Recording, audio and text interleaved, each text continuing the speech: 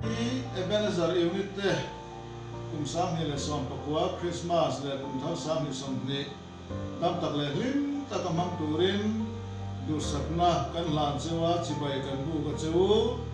Christmas chibai ule Buddhist Church of Mizoram Ebenezer Thalai Christian Paul te le ko tran ho zong te kum sang hi som pakua Christmas le kum sang hi som ni kum thar lim takai man theina turin du sakna kan lan chewa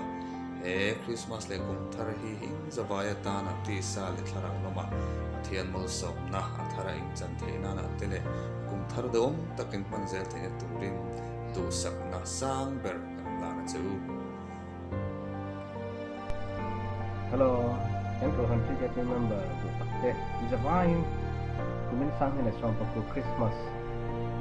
Tim taka mang beturin du sakna kan lan chewa chibai thandan kan bu ka cheu. Min lo hrereng jina tong trai na te kun hilpek te ko Christmas present min dong pe ya. Kan long le mai the wine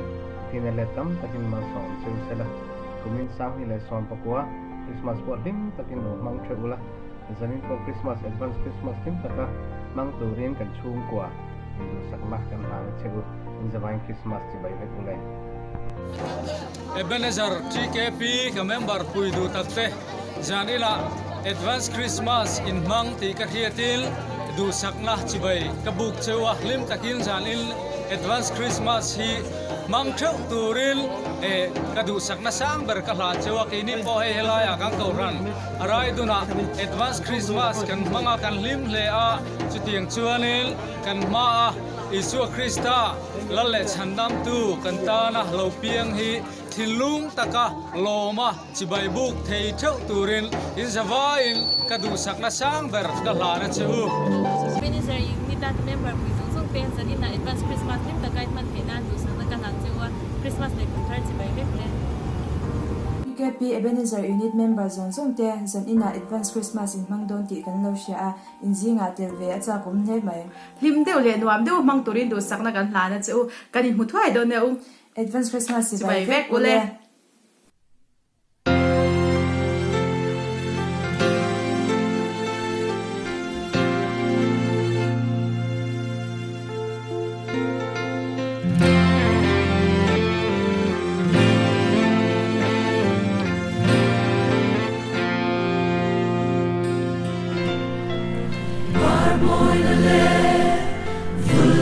Ni te,